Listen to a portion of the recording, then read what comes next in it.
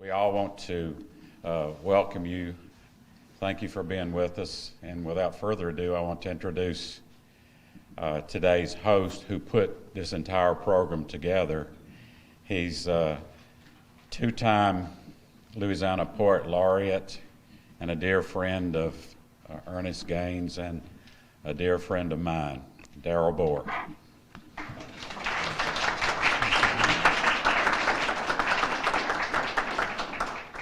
Jim said he was going to introduce me as the two-timing poet laureate, and I'm sort of sorry he didn't do that.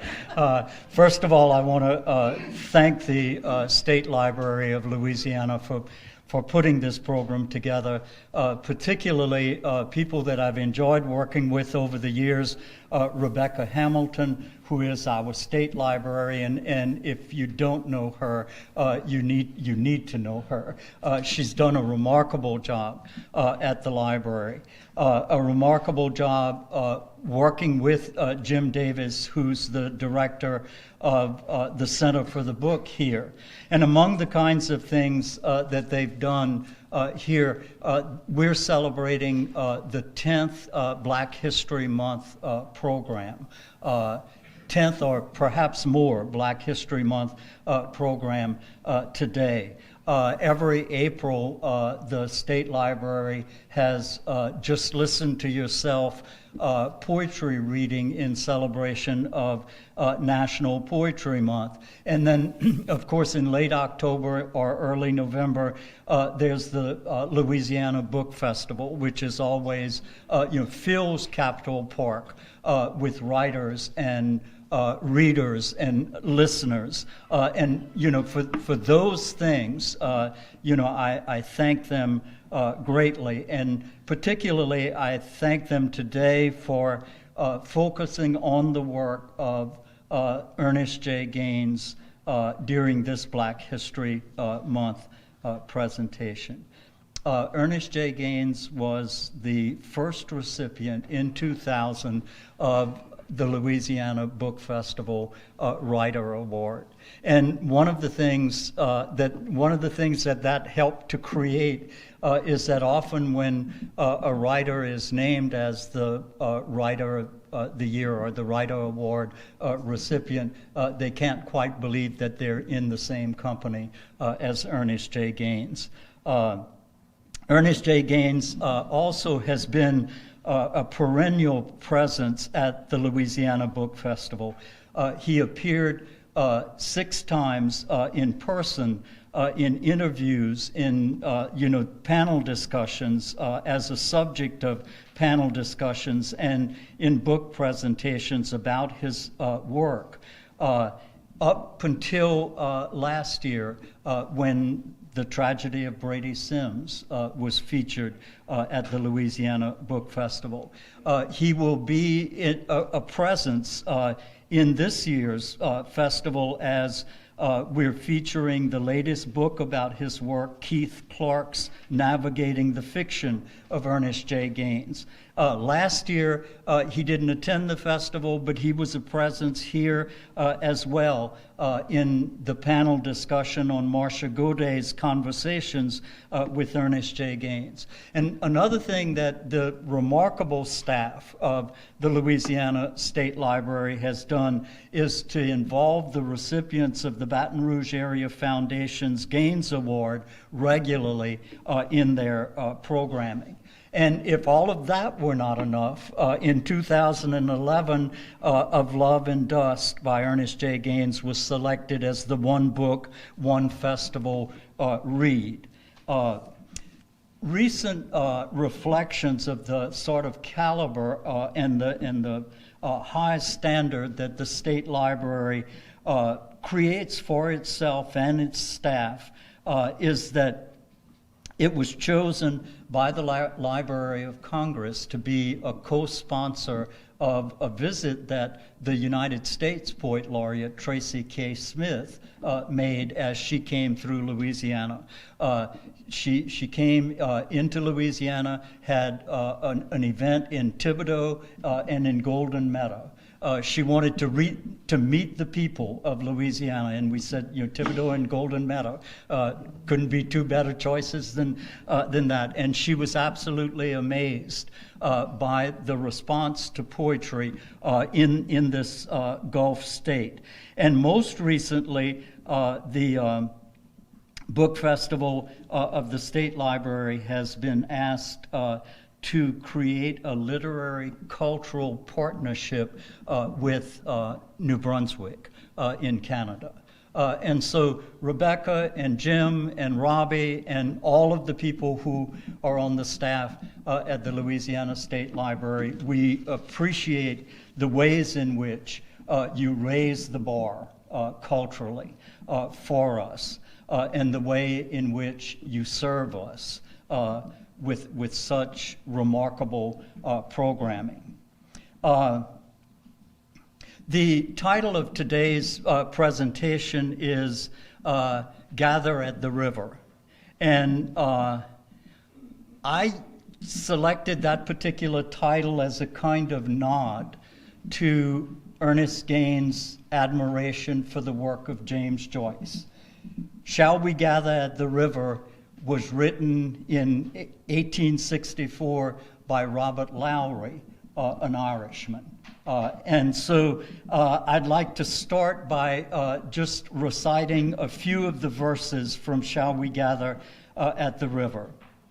Ere we reach the shining river, lay we every burden down. Grace our spirits will deliver and provide a robe and crown. This particular song I chose as our termination song for this particular event. Termination songs are a thread that runs through the works of Ernest Gaines' narrative, all the way from Jane Pittman through A Lesson Before Dying. The termination song is one of the iterations of a people's faith and hope in higher power, in the staying power of those whose very lives are testimony to the ideas of right and equity and dignity and justice. The termination song continues in these last two verses. At the smiling of the river, mirror of the Savior's face, saints whom death shall never sever lift their songs of saving grace. Soon we'll reach the silver river, soon our pilgrimage will cease, soon our happy hearts will quiver with the melody of peace. Now, to get on with the program, what I'd like to do is to introduce in the order that these people are going to read, and I have been amazed at the response and the good fortune that I have to know these people who are sitting on the stage today. What I'd like to do is I'll call your name. Please stand. I'll give a very, very brief biographical note. You have full biographical notes in the program of each of the readers, and I will mention which work of Ernest Gaines they will be reading from. Once the readers have been introduced, Cheylon will begin as the first reader. They'll come up to the mic, they'll remind you of the selection that they're reading, and they'll go right into the text of Ernest Gaines' narratives. The idea being that we wanted this particular program to focus and to highlight the language and the genius and the brilliance of our friend Ernest J. Gaines. Cheylon Woods is the director and the archivist at the Ernest J. Gaines Center at UL. And she will be reading the Aunt Chloe section from Just Like a Tree from the Bloodline stories. Dr. Ernest Kinchen is a Lafayette and Alexandria Veterans Administration physician who also happened to be the recipient of the Lifetime Achievement Award from the Save a Limb Foundation. And he will be reading Jane Pittman's Reflections on Jimmy at the closing of the autobiography of Miss Jane Pittman. Tony Chassion III is an award-winning screenwriter and filmmaker whose work on Amédée Ardouin will begin shooting in the fall of 2020. Tony Chassion III will read from the Joseph C. Barry, a.k.a. Roof chapter from A Gathering of Old Men. Phebe Hayes is an Ernest J. Gaines Center board member. She's a former academic dean at the University of Louisiana at Lafayette, and she is the founder of the Iberia African American Historical Society in New Iberia, and also a scholar. She will be reading the opening of the Tragedy of Brady Simms. Dianne Gaines, a teacher, community activist, lawyer, historical preservationist, and the wife of Ernest J. Gaines.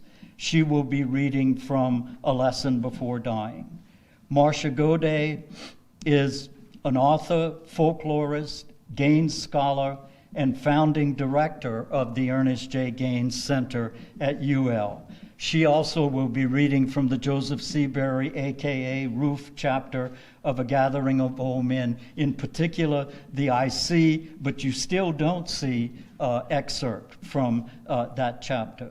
Gerald, Sarge, Singleton, a military man, a worker whose specialization was in refrigeration and air conditioning here in Baton Rouge, and describes himself as a lifelong reader of the works of Ernest J. Gaines. He will be reading the Catherine Raoul excerpt from Catherine Carmier.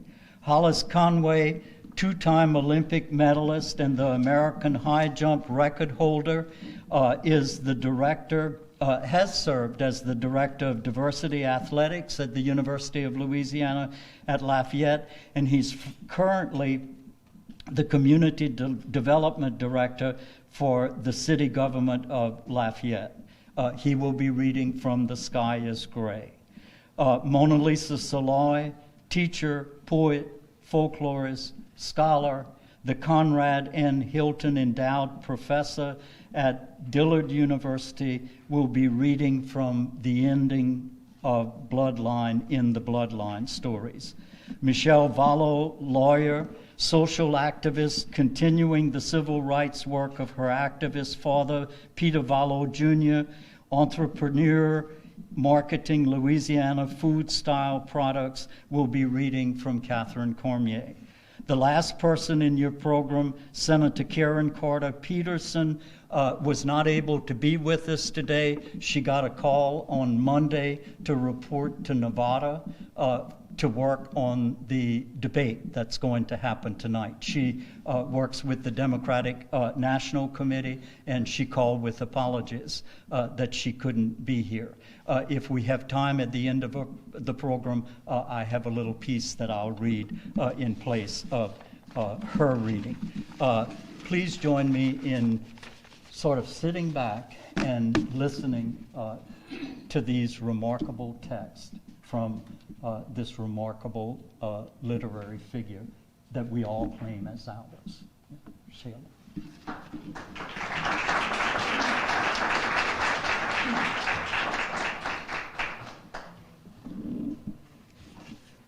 Good afternoon. My name is Cheylon Woods. I'm the head and archivist of the Ernest J. Gaines Center, and today I'll be reading a section from the short story Just Like a Tree. For those who are not familiar with the story Just Like a Tree, it's about the community saying goodbye to one of its friends and longtime members who is having to move to the north. Be just like wrapping a chain around a tree and jacking, and then shifting the chain a little bit, and jacking some in that direction, and then shifting it some more and jacking in that direction. Jacking till you get it loose, and then pull with all your might. Still, it might not be loose enough. and you have to back the tractor up some, fix the chain around the tree again, and start jacking all over. Jack, jack, jack. Then you hear the roots crying, and then you keep on jacking, and then it give, and you jack some more, and then it falls. Not till then you see what you done. Not till then you see the big hole in the ground and piece of the taproot still way down in it. A piece you won't never get out, no matter if you dig till doomsday. Yes, you got the tree, at least got it down on the ground, but did you get the taproot? No. No, sir, you didn't get the taproot. You stand there and look down in this hole at it, and you grab your axe and you jump down in it and you start chopping at the taproot. But do you get the taproot? No, you don't get the taproot, sir. You never get the taproot. But, sir, I tell you what you do get. You get a big hole in the ground, sir. And you get another big hole in the air where the lovely branches been all these years. Yes, sir, that's what you get. The holes, sir, the holes. 2 holes, sir. You can never fill no matter how hard you try. So you wrap your chain around your tree again, sir, and you start dragging it. But the dragging ain't so easy, sir, 'cause she a heavy old tree. Been there a long time, you know, heavy. And you make your tractor strain, sir, and the elements work against you too, sir, 'cause the elements, they on her side too, 'cause she part of the elements, and the elements, they part of her. So the elements, they do their little share to discourage you. Yes, sir, they does.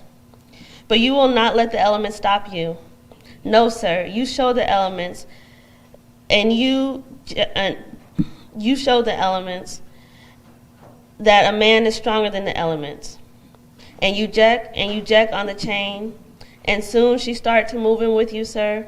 But if you look over your shoulder 1 second, you see her leaving a trail, sir, that can be seen from miles and miles away.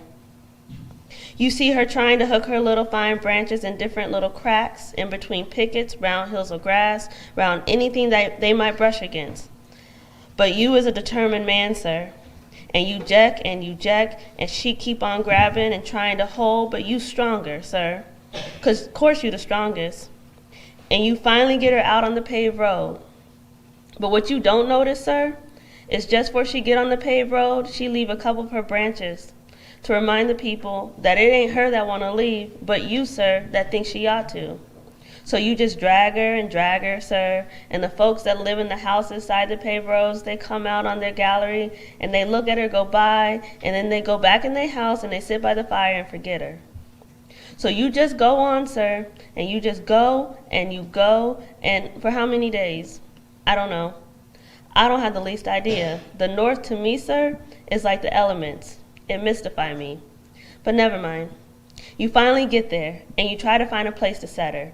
You look in this corner, and you look in that corner, but no corner is good. She kind of stand in the way no matter where you set her. So finally, sir, you say, I just stand her up here a little while and see. And if it don't work out, and if she keep getting away, I guess we'll just take her to the dump.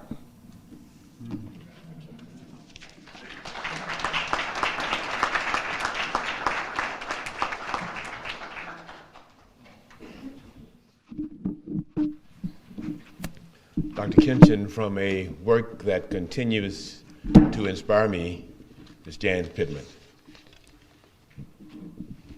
Jimmy. He was sitting in a chair against the wall where Mary had been sitting earlier that evening. The piece of cloth that Mary used to fan hat flies was still hanging on the back of the chair. The people here ain't ready for nothing yet, Jimmy, I said. Something got to get in the air first. Something got to start floating out there, and they got to feel it. It got to seep all through their flesh and all through their bones. But it's not out there yet. Nothing out there now but white hate and nigger fear. And fear, they feel, is the only way to keep going. One day they must realize that fear is worse than death. When that time comes, they will be ready to move with you. That's our job, that long-haired boy said.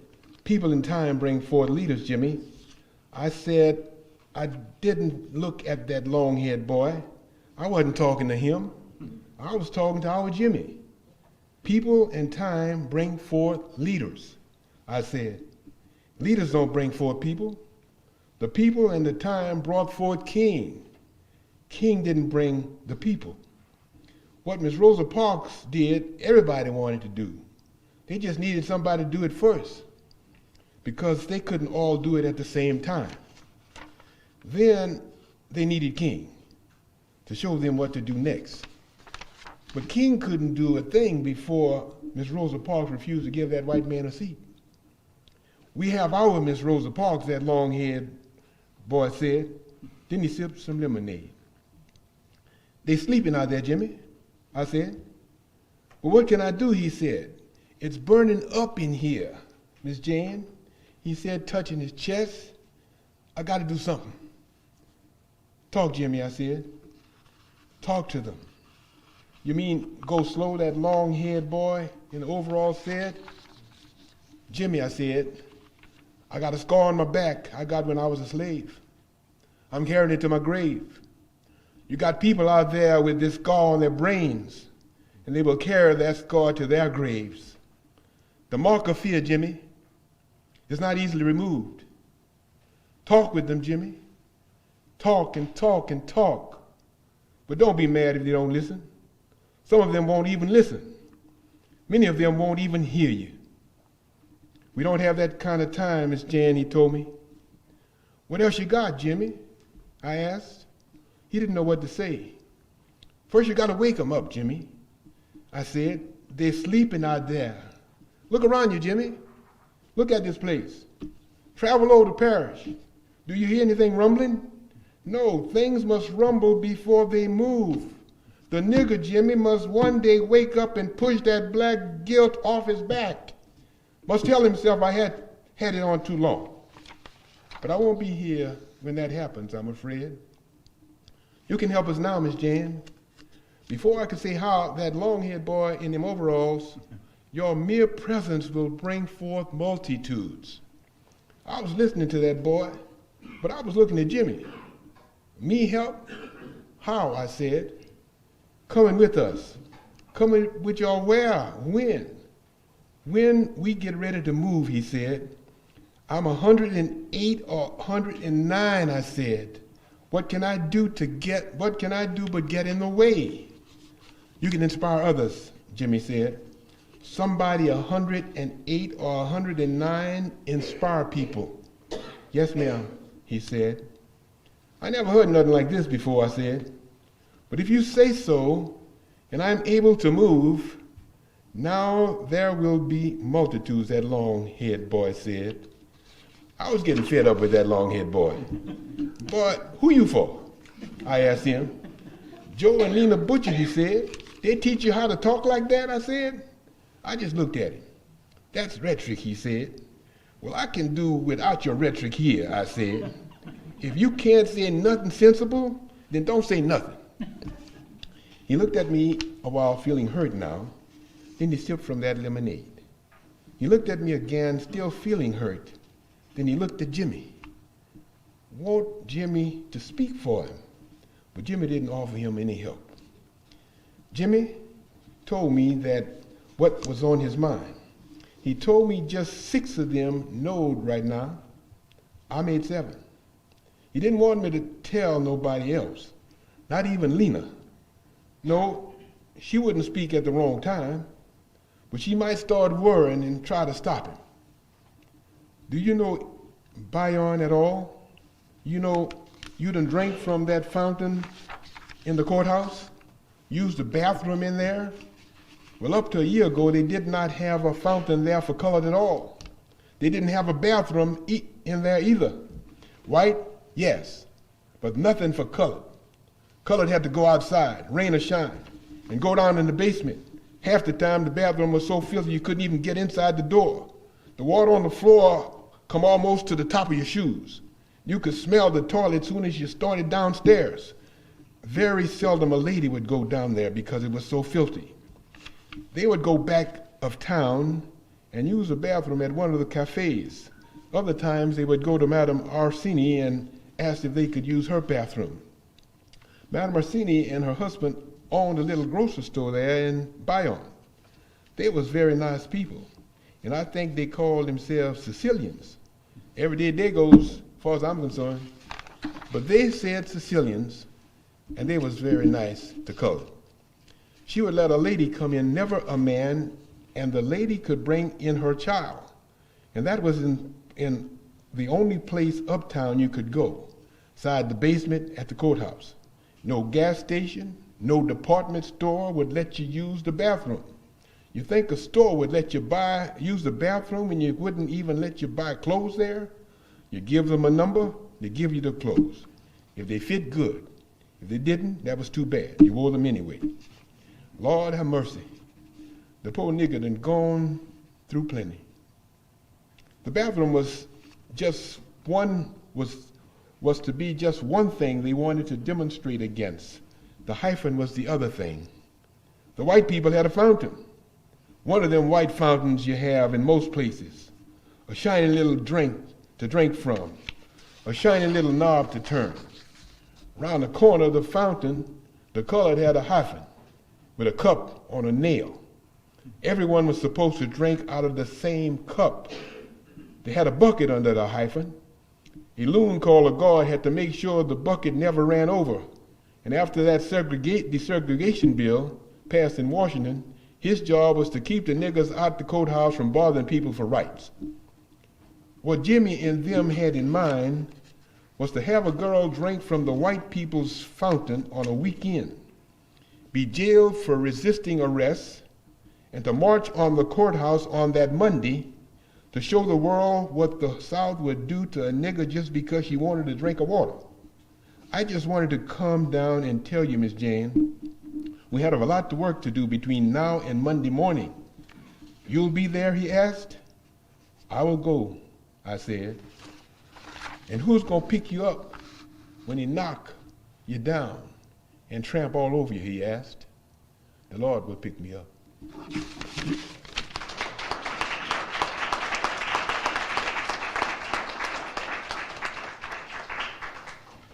I'm Tony Chasson. That's hard to follow. This is from the Joseph C. Berry chapter of A Gathering of Old Men. Y'all remember how it used to be, Johnny Paul said? He was just thinking out loud, the way a man talked to himself plowing the field by himself or hunting swamps with nothing but a gun, not even a dog. Remember, he said, when there wasn't no weeds? Remember how they used to sit out there on the Gary? Mama, Papa, Aunt Clara, Aunt Sarah, Unc Moon, Aunt Spoodle. Remember? Everybody had flowers in the yard, but nobody had 4 o'clocks like Jack Toussaint. Every day at 4 o'clock, they open up just as pretty. Remember? He stopped, thinking back. The rest of us all thinking back. I had spent many, many days on the end of Jack's Gary, facing that bush, but you wouldn't never catch it opening. It opened while you were sitting there, but you never saw it. Like trying to watch an hour hand on a move on a clock. You never see it move, but it was moving all the time. That's why I killed him. That's why, Johnny Paul said, to protect them little flowers. But they ain't here no more. And how come? 'Cause Jack ain't here no more. He's back there under them trees with all the rest. With Mama and Papa, Aunt Thread, Aunt Spoodle, Aunt Clara, Unc Moon, all the rest of them. But y'all do remember, don't y'all? Remember the palm of Christians in Thread's yard? Other people had them, but they didn't grow nowhere thick and dark like they did in her yard. Remember Jack and Red Ryder hitting that field every morning with them 2 mules, Diamond and Job? Johnny Paul asked us. He was looking way off again. Lord, Lord, Lord. Don't tell me you can't remember them early mornings when that sun was just coming up over behind them trees. Y'all can't tell me you can't remember how Jack and Red Ryder used to race out in that field on them old single slides. Jack with Diamond, Red Ryder with Job. Ha. Tell me who could beat them 2 men plowing a field. Who? I'm asking y'all who? Nobody, Beulah said. That's for sure. Not them 2 men. Them was men, them. Johnny Paul nodded his head. He was looking way off again, down the corridors toward the field. 30, 40 of us out in the field with cane knives, hoes, plows, you name it. Sun up to sundown, hard, miserable work. But we managed to get it done. We stuck together, shared what little we had, and loved and respected each other. But just look at things today. Where are the people? Where are the roses? Where are the 4 o'clocks? The palm of Christians? Where are the people who used to sing and pray in the church? I'll tell you. Under them trees back there, that's where. And where they used to stay, the weeds got it now. Just waiting for the tractor to come plow it up. Johnny Paul had been looking down the quarters. The people had been nodding their heads, going along with him all the time. He looked at Mapes again. That's something you can't see, Sheriff, because you never could see it, he said. You can't see Red Router with Job, Jack with Diamond.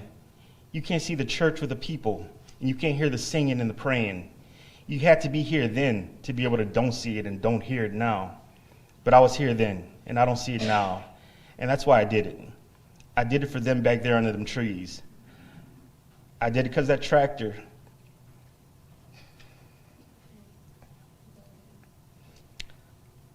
I did it because that tractor is getting closer and closer to that graveyard. And I was scared if I didn't do it, one day that tractor was going to come in there and plow them graves, getting rid of all the proof we ever was. Like now they're trying to get rid of all the proof all black people ever farmed this land and with plows and mules, like if they had nothing from the start but motor machines. Sure, one day they will get rid of nothing, get rid of the proof we ever was, but they ain't gonna do it while I'm still here. Mama and Papa worked too hard in those fields. They Mama and they Papa worked too hard in those same fields. They Mama and they Papa people worked too hard.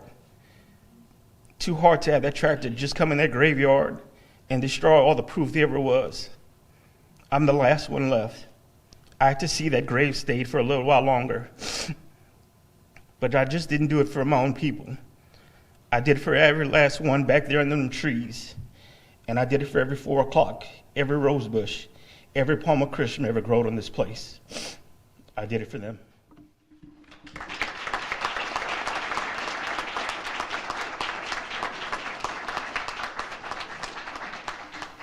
I'm Phebe Hayes, and I'm going to read the opening to The Tragedy of Brady Simms.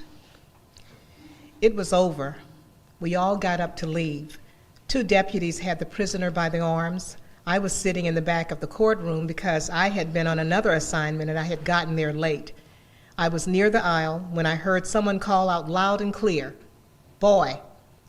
I looked back over my shoulder and saw that the 2 deputies had stopped with their prisoner and were facing old Brady Simms. Next came the loudest sound that I had ever heard. I saw the prisoner fall back with blood splashing from his body, and both deputies let go of his arms at the same time. Brady Simms stood there in that old faded blue jumper with the smoke still rising from the gun in his hand. Then came the screaming and scrambling to get out of the place or get down on the floor. The members of the jury who didn't run out of the room got down behind their chairs. The judge went under his desk. The 2 deputies stood frozen with their hands near their guns but not on the guns. Brady facing them, his head as white as cotton is in September, stood as straight and tall as a picket in a fence. I watched him. I watched them all, afraid to run, afraid to get on the floor. "Tell Mapes, give me 2 hours, Brady said. "You don't think you walking out of here, do you?" Claude said. He was the younger of the 2 deputies. Brady got his hat off the chair next to the one where he had been sitting. He adjusted it well on that pile of cotton. "I didn't come here for no foolishness, boy," he said to Claude. "Tell Mapes what I said," he said to Russell, the older deputy. "Go on," Russell said. "Go on like hell, go on," Claude said. Then I heard that deafening sound again, and the smoke rising up between the old man and the 2 deputies. "You old bastard, you," Claude screamed. "You tried to kill me, you old bastard, you." "I shot down in the floor that time," Brady told him. "Don't try it no more." "Go on," Russell said again. "You crazy?" Claude asked Russell. "Mapes will bring him in. Mapes put us in charge. Go on," Russell told Brady. "You're going to take the blame for this," Claude told Russell. "By God, you're going to take all the blame for this." Keeping his eyes on the deputies, old Brady backed his way down the aisle. The 2 deputies watched him, but did not move. The rest of the people lay quietly on the floor. I watched the old man back closer and closer to where I stood. Then we were facing each other, 3 or 4 feet apart. I had known him all my life, but this was as close as I had ever been to him. His face was the color of dark, worn leather and looked just as tough.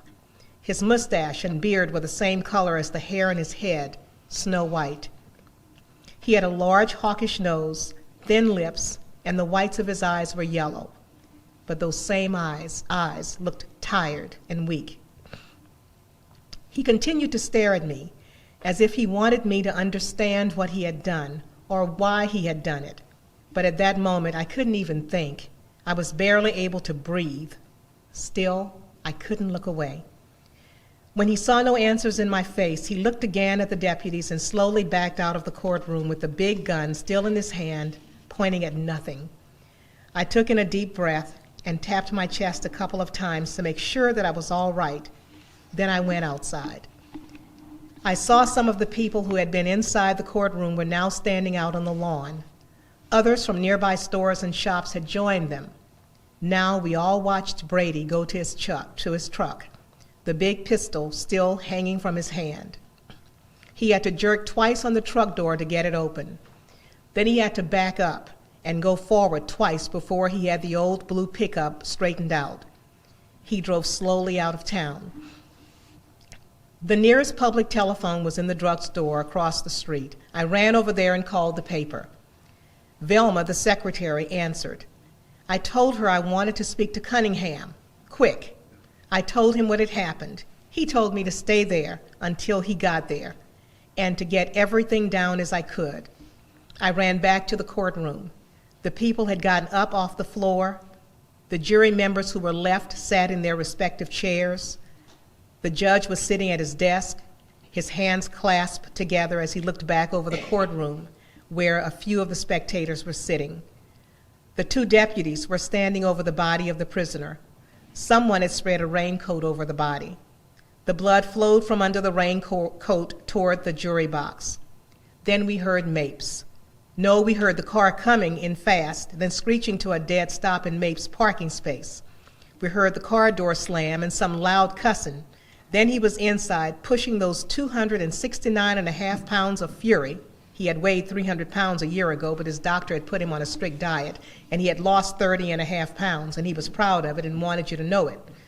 Now he was huffing and puffing and pushing all that weight up the aisle toward us. He looked at his 2 deputies like he wanted to strangle both of them. Then he leaned over, pulled back the raincoat for a second, and flung it back with the same fury. Now he was looking at Russell.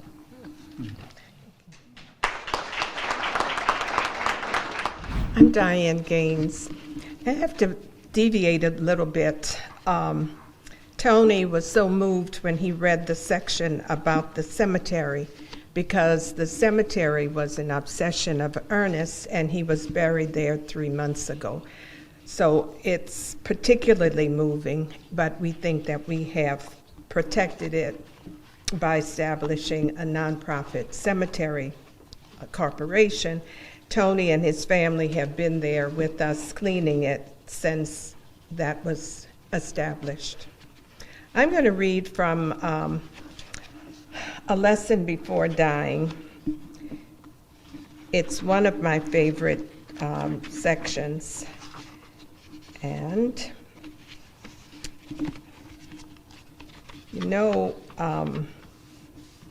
Jefferson is on death row.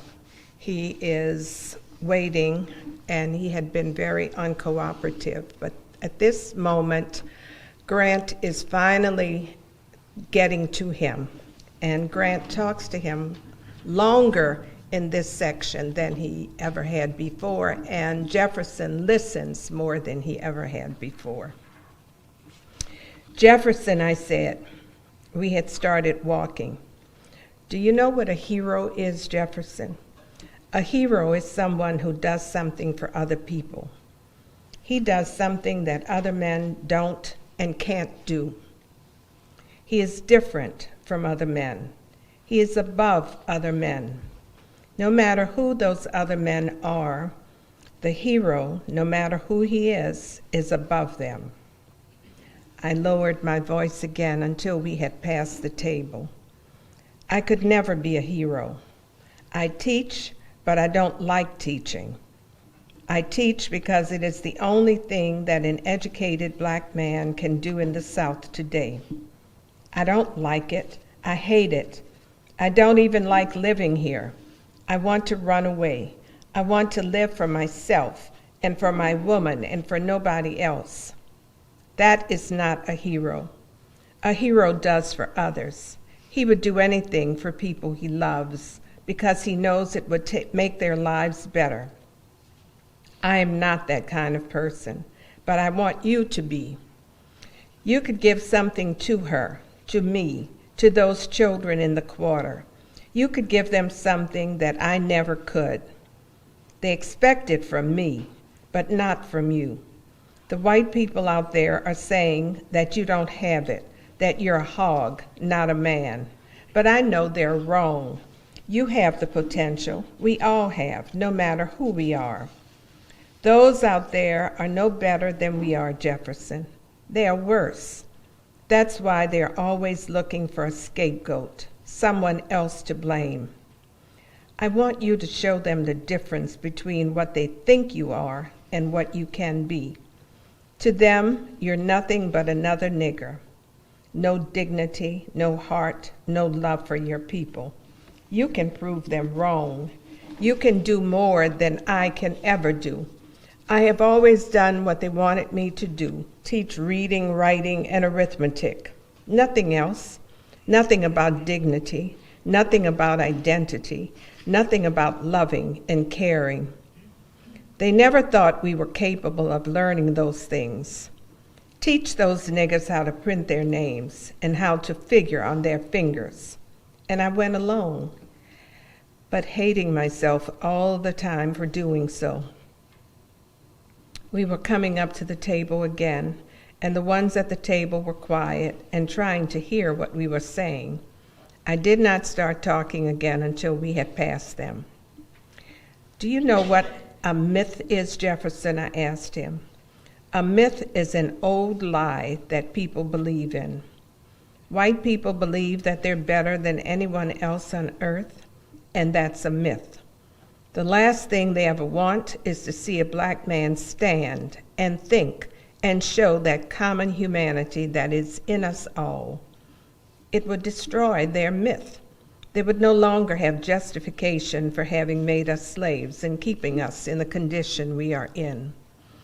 As long as none of us stand, they're safe. They're safe with me. They're safe with Reverend Ambrose. I don't want them to feel safe with you anymore. I want you to chip away at that myth by standing. I want you, yes, you, to call them liars. I want you to show them that you are as much a man, more a man than they can ever be. That jury, you call them men? That judge, is he a man? The governors know better. They play by the rules their forefathers created hundreds of years ago. Their forefathers said that we're only 3/5 human, and they believe it to this day. Sheriff Guidry does too. He calls me professor, but he doesn't mean it. He calls Reverend Ambrose reverend, but he doesn't respect him. When I showed him the notebook and pencil I bought you, he grinned. Do you know why? He believes it was just a waste of time and money.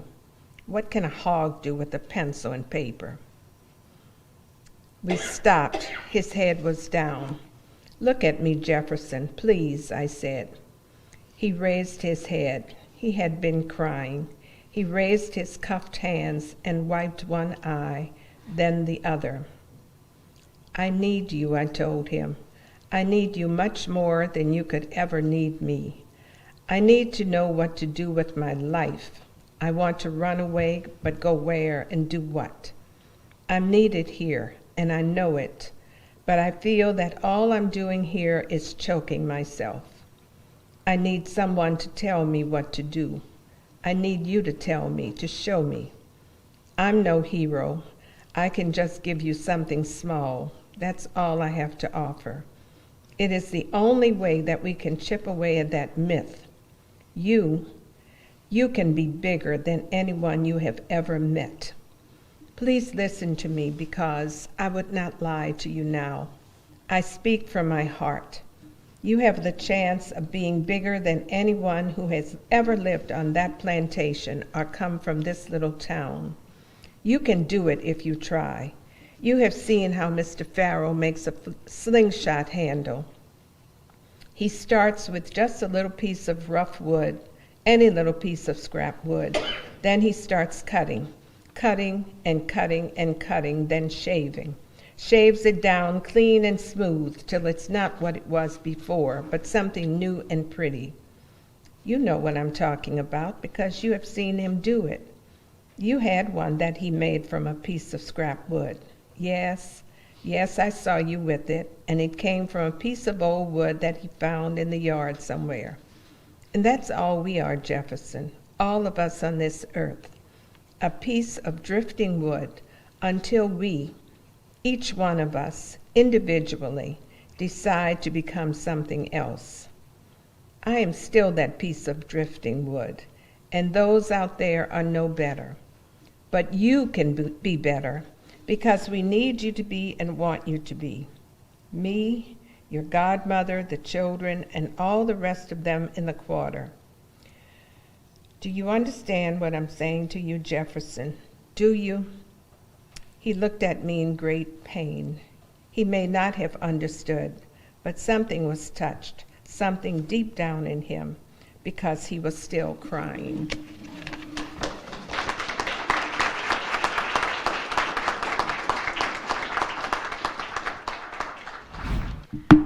I'm Marcia Gaudet, and I'm going to read a passage from A Gathering of Old Men. It's actually the passage that comes before the one that Tony read.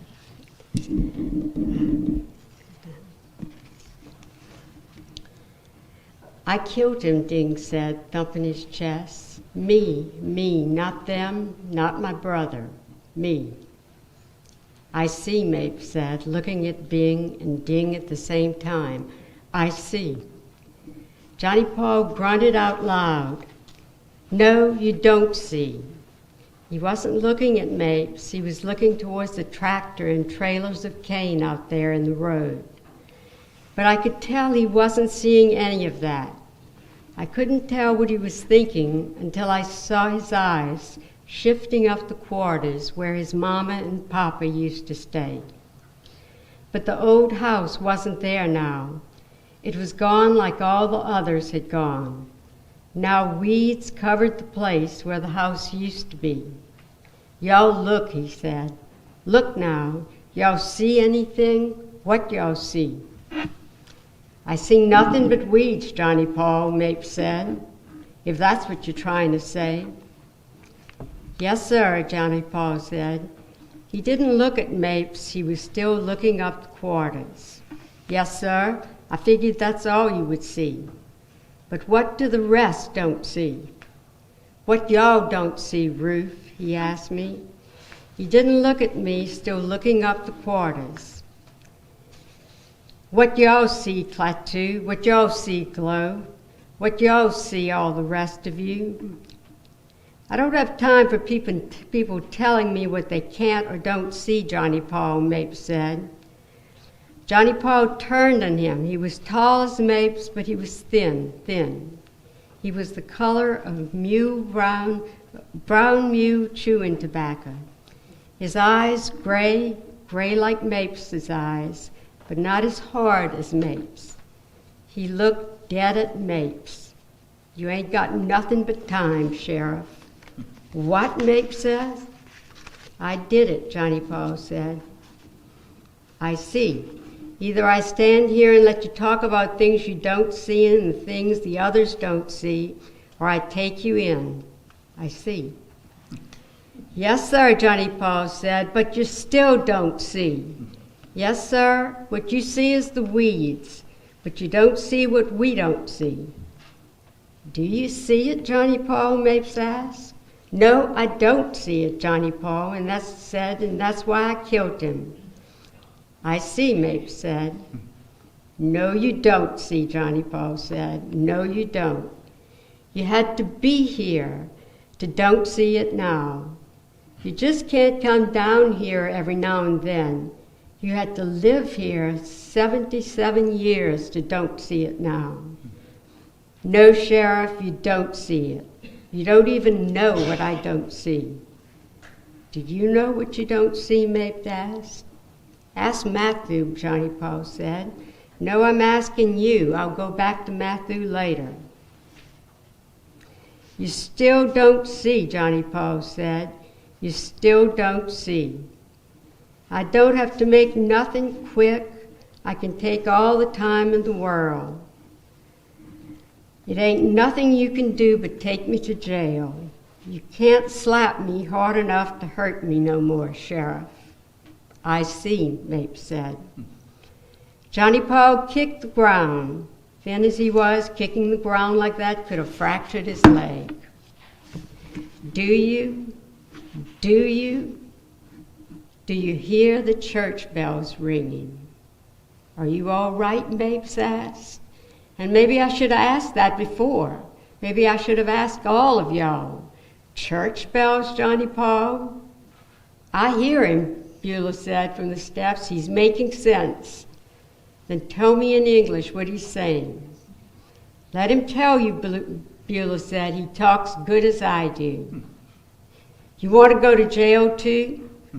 That's right, Beulah said. I don't mind going. I've been to the pen before. You were saying, Johnny Paul.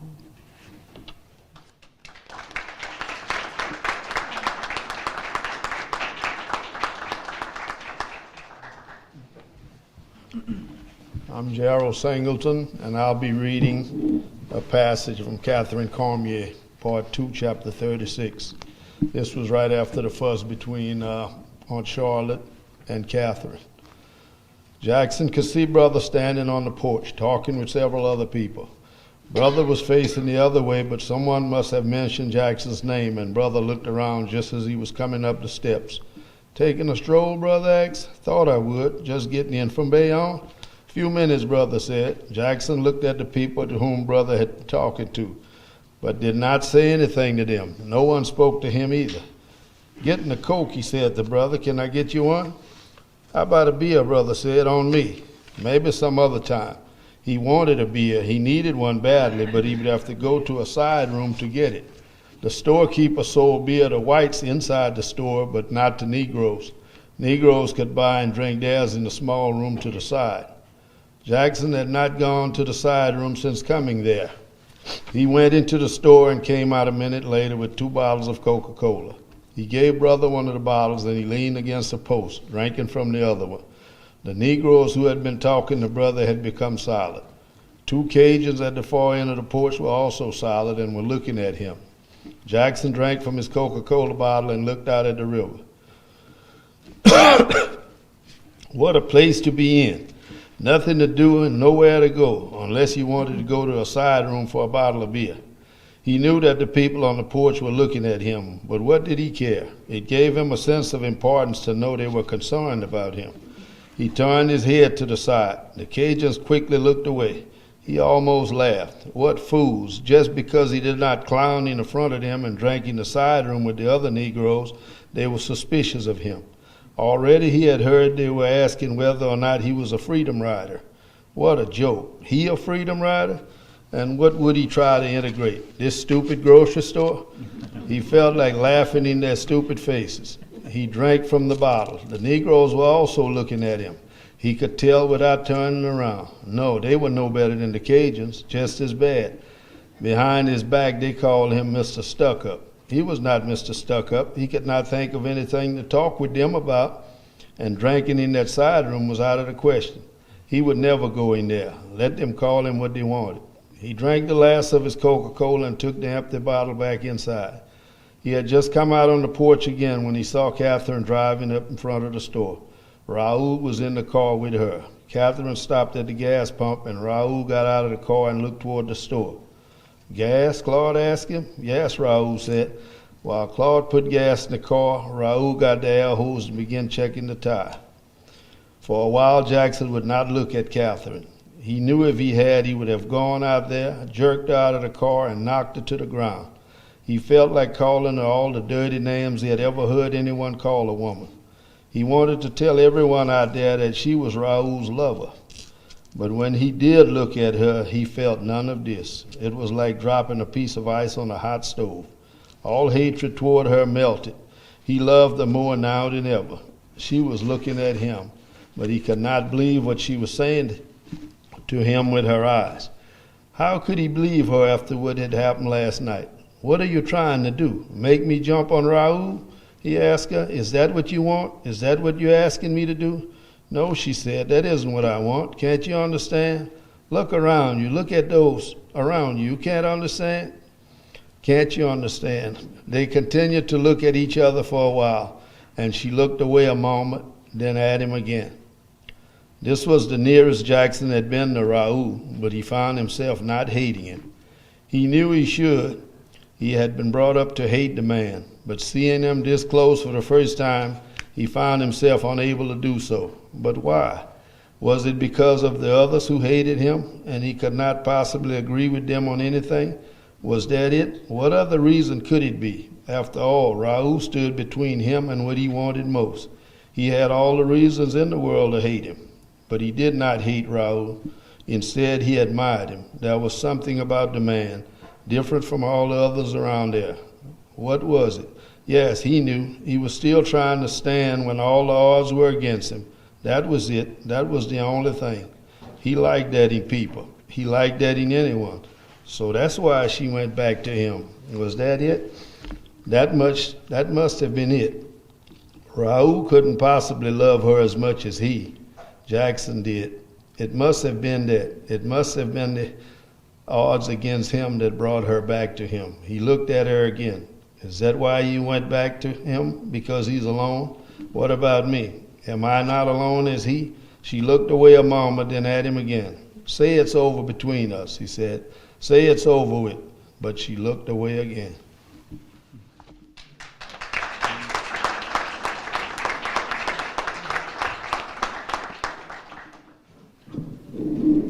My name is Hollis Conway. I'll be reading from The Sky is Gray.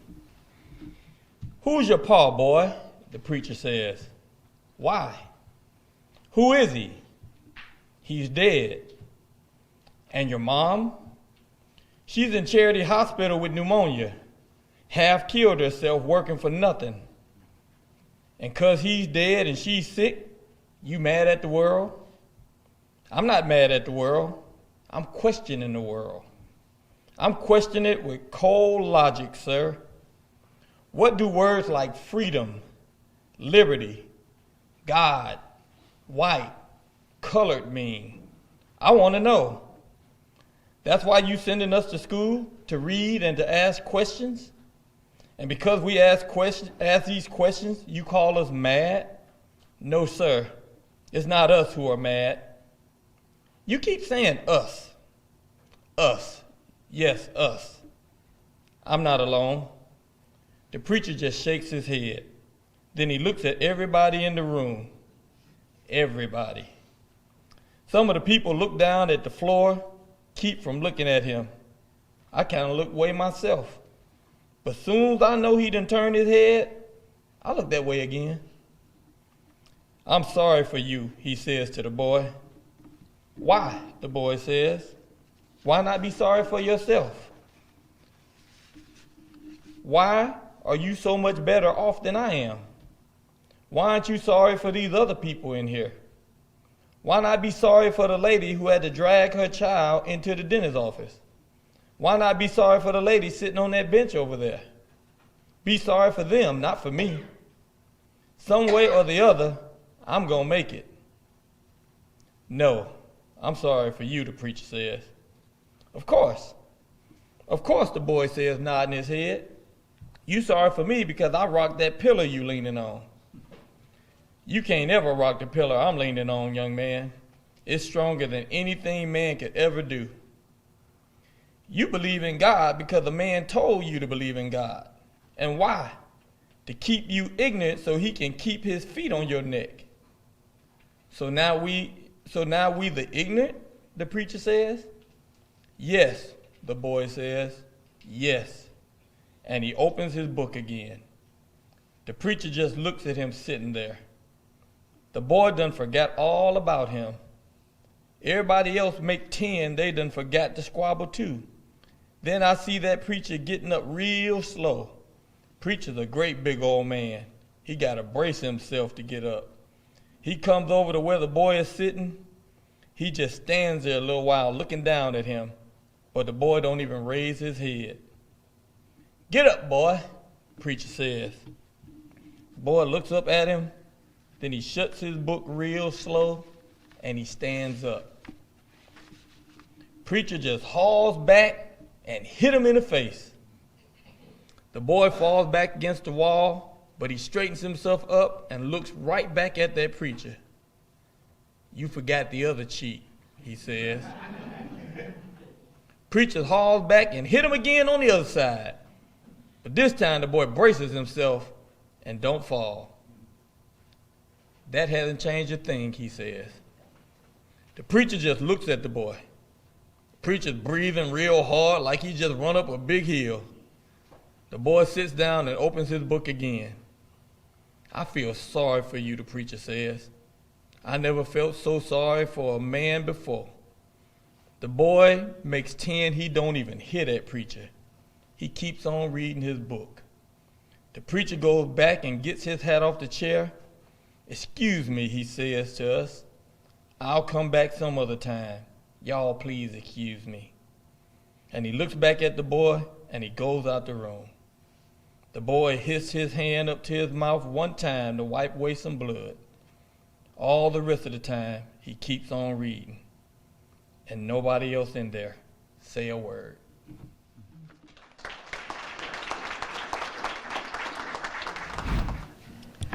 Hi, everybody. I'm Lisa Saloy.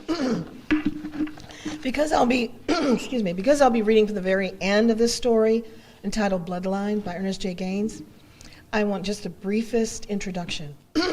Excuse me. In Ernest J. Gaines' short story Bloodline, 70-year-old Felix narrates the story of Copper Laurent, a Black American veteran who returns to Bayonne to claim his birthright as the only direct heir of a deceased white plantation owner. Copper's dying white uncle Frank, who currently inhabits the plantation, refuses to recognize Copper's demands or to violate societal values that nullify his nephew's claims. The name Copper alone is symbolic of the forced taking of Black women by white landowners during the antebellum period, why it was called that peculiar institution rather than enslavement of a people. And at this end of the story, the dignity and integrity of Copper's claims are not unlike Black claims mid-20th century and later, or even justice and reparations requested now due to those centuries of enslavement. Open with the voice of Copper. He stopped again. He pressed both of his hands against the side of his face. He was looking down at his uncle. He was seeing him. For a second there, he felt sorry for his uncle. Looked like he wanted to cry. He made a deep frown. His mouth trembled the way a man trembles just before he cries. But then he remembered he was a general. The same general who wouldn't go through that back door couldn't cry either. I used to pray once, Copper said. He was calm again, too calm. I used to pray and pray and pray, but the same God I was praying to was created by the same ones I was praying against. And God's only listened to the people who create them, so I quit my praying. There would have to be another way. I remember that I had a father who had property. I remember that I was his oldest son.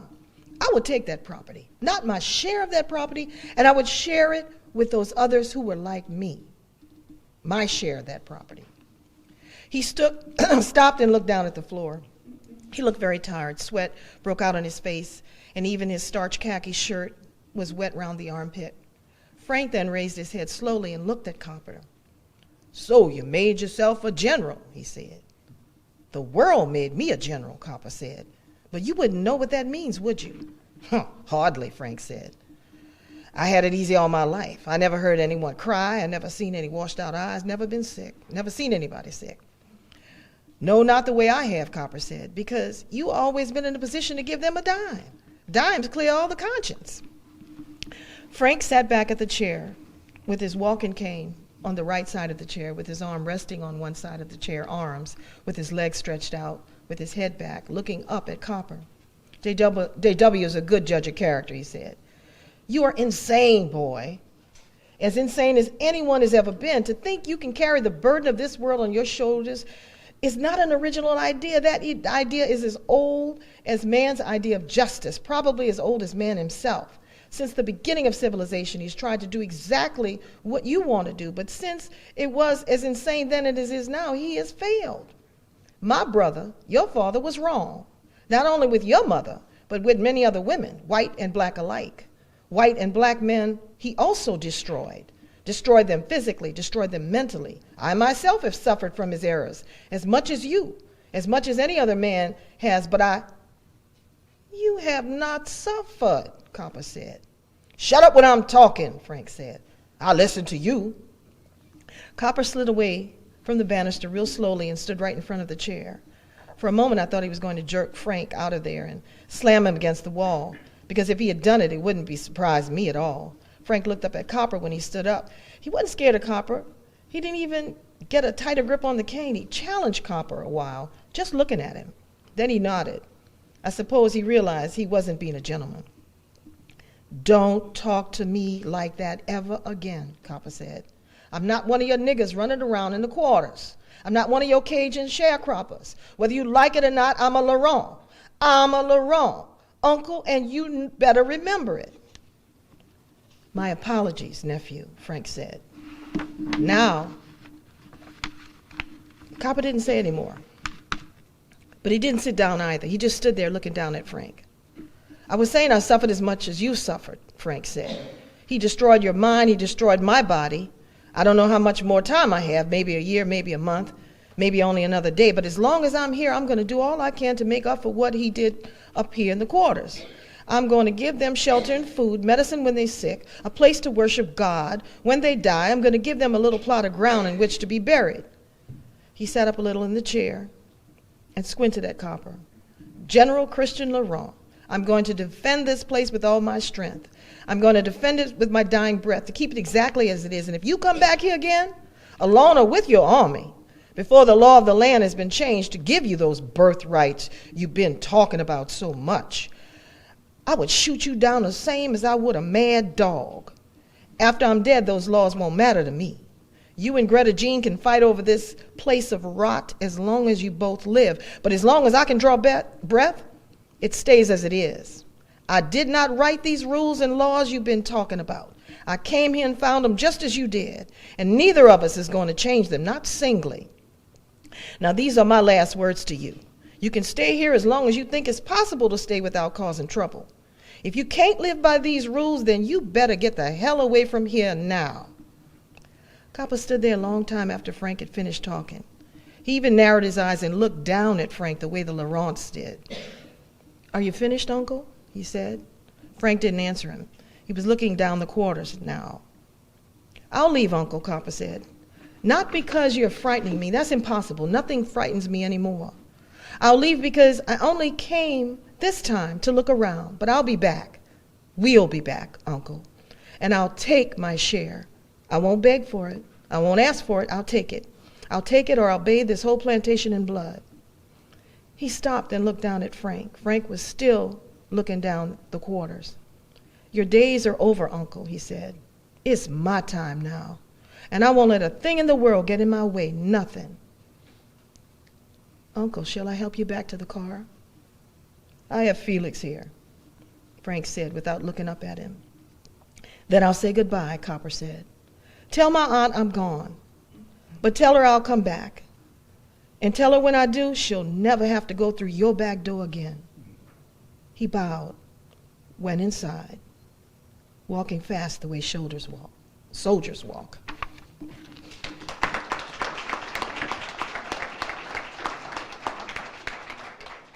Hello, I'm Michelle Vallot, and I will be reading from Catherine Carmier, the character Jackson.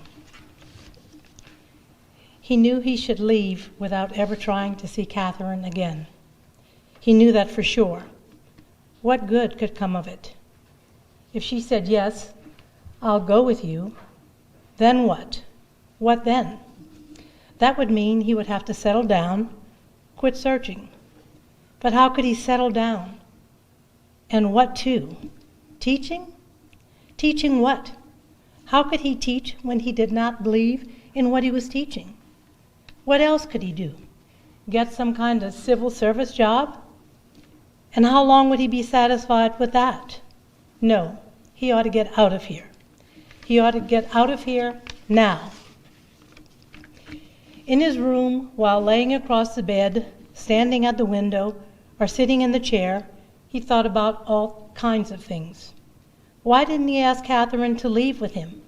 He still thought she would, if he insisted. Settle down to teaching and forget everything else. Why did he believe in teaching?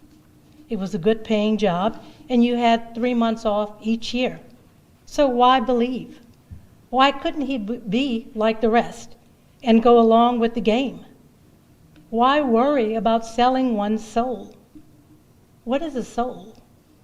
Why worry about it when everyone else was doing it? He would think about something totally different. Why didn't he join the Peace Corps and get away from everything? But what could he do in the Peace Corps? Teach English? But if he taught English in the Peace Corps, why couldn't he settle down and marry and teach English? He thought about something else. He thought he ought to join the Merchant Marines and go to Africa. He would probably love it in Africa. Why didn't he go into a monastery and become a priest?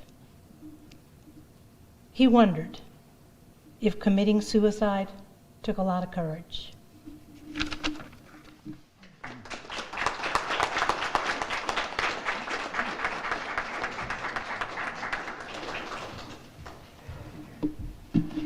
Those of you who came in late, I'm not Karen Carter Peterson, but I would like to read a short passage from a lesson before dying in place of her time on the program.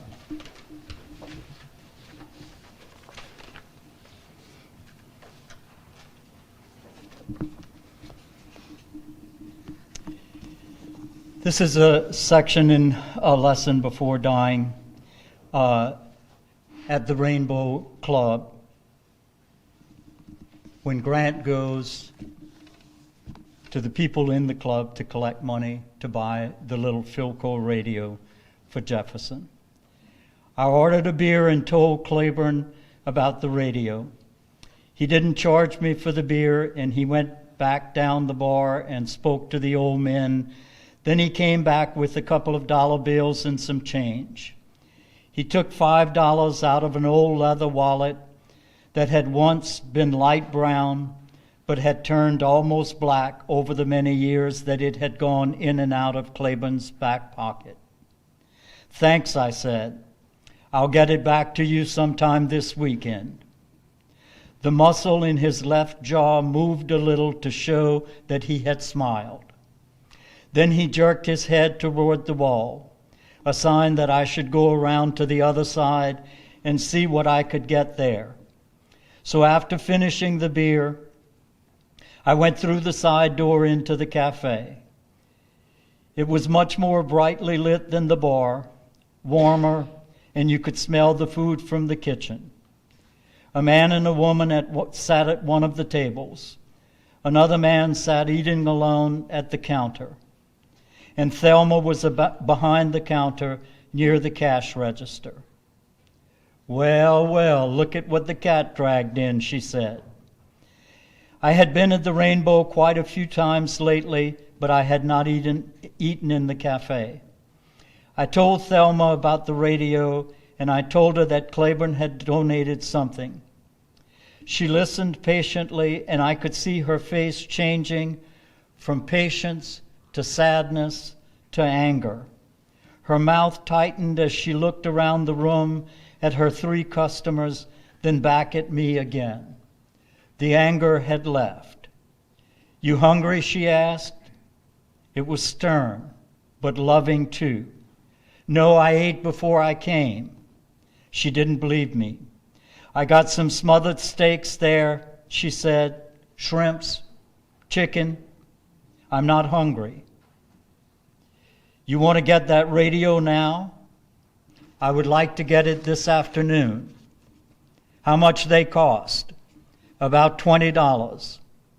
Eat something, I'll make up the rest. She went back into the kitchen and dished up some rice and beefsteak and sweet peas, and she added a little lettuce and tomato salad and a couple of slices of light bread. How much more you need, she asked, after she had set the food down before me. About $10, I said, but listen, Thelma, I can borrow some of that money from Vivian. Vivian got them children, she said. I can let you have it. I'll bring it back tomorrow.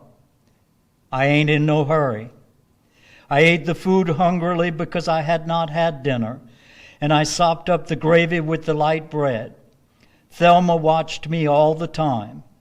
When I was finished, she put a wrinkled $10 bill on the counter by my plate. Here. It was the kind of here your mother or your big sister or your great aunt or your grandmother would have said. It was the kind of here that let you know this was hard-earned money, but also that you needed it more than she did. And the kind of here that said that she wished you had it and didn't have to borrow it from her, but since you did not have it and she did, then here it was. With a kind of love. It was the kind of here that asked the question, when will all this end? When will a man not have to struggle to have money to get what he needs here? When will a man be able to live without having to kill another man? Here. I took the money without looking at her. I didn't say thanks. I knew she didn't want to hear it. Thank you, and thanks to all of you speakers.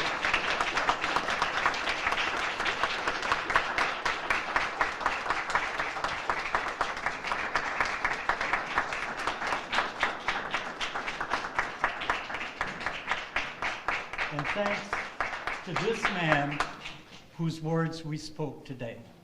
The applause is for him.